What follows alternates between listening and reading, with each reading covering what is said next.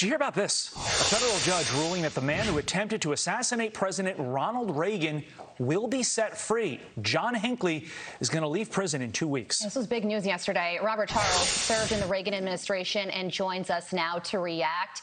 Good morning to you. I want to read you the statement the judge released on Hinckley's release. He says he has been in full sustained remission for more than 25 years. He has followed every condition imposed by the court. He has demonstrated self-awareness and responsibility for his mental illness.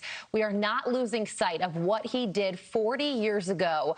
I am confident Mr. Hinckley will do well in the years remaining to him. I hope the public will understand he has made such progress and he's not a danger anymore. What do you think about this? I think, Carly, it sends the exact wrong message at a time when violence is rising in this country.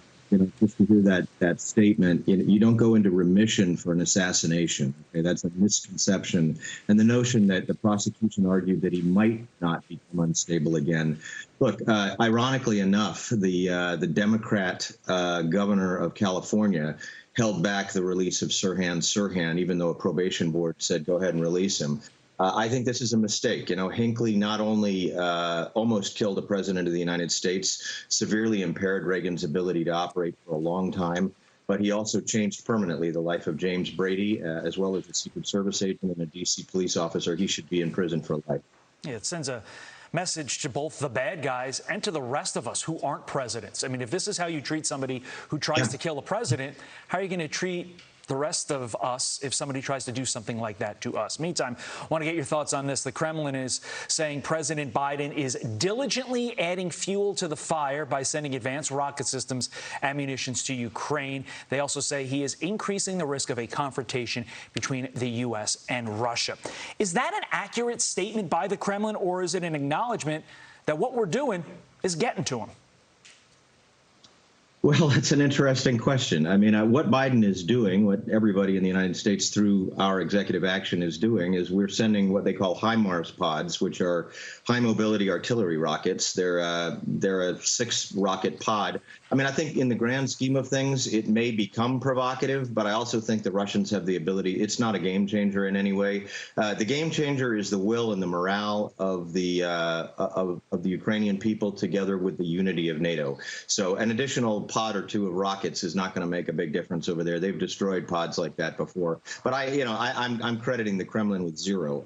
This Kremlin has just decided that they're going to really upend the world and go back to medieval times. So I don't think there's anything there. Yeah, I want to ask you about the war itself. U.S. officials say Russia's overall fighting strength has been diminished by about 20%. They still don't have air superiority. And U.S. officials also say that they're still making the same mistakes in the east that they did during their failed campaign to take Kyiv. So it sounds like they still can't get it together. Well, that's a good way to describe it, Carly. They still can't get it together. Their combat readiness is at an all-time low. Their morale is low. You have units walking away. You have, I mean, every report that I see in open source and people who are well informed from those on the ground indicate that every problem they've had so far remains. And, this is supposed to have been one of the great fighting forces, conventional fighting forces of the world. And I think what we see is that it was hollowed out. Their training was poor. Their equipment is poor. They're really not ready for prime time. So, I mean, on the one hand, that is good in the sense that it's revealing something important. On the other hand, Russia has always been and the Soviet Union at its most dangerous when it was at its most insecure. And they are clearly insecure now. They've lost a lot of general officers, maybe 18,000 men. This news is not going to go down well internally. Right. Finally, Bobby, President Biden admitting gas prices will not go down anytime soon. Today, we are at $4.71. President saying, look, I can't just flip a switch and, improve gas prices and improve inflation. But couldn't he have, quote, clicked a switch at the outset, by not stymieing fossil fuel production's day one of his presidency? It's even more direct than that, Todd, and you're absolutely right on. It's more direct than that. This is artificially created inflation. There are 3 basic causes for this inflation, and everybody knows it if they think about it.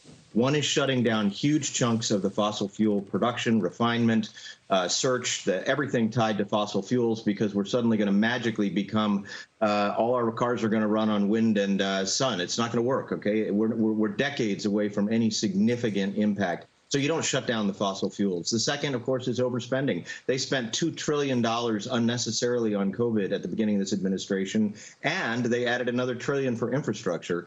And the third is this artificial wage rise. The artificial wage rise is because you took a lot of people and you sidelined them by giving them lots of federal benefits and doubling unemployment at the federal level. People were making more money on unemployment than they were at their jobs. So now they've decided, unless you really woe me back, I'm not coming back. No, I think you're going to see gas going to, I could see $8, $9, $10. Wow. And I think the problem is we're back to the Jimmy Carter days, but we don't have any of the good things happening in the world. So, yeah, this is artificially, we'll call this Bidenflation, because this is truly something that did not need to happen. Robert Charles, thank you as always, my friend. We appreciate it.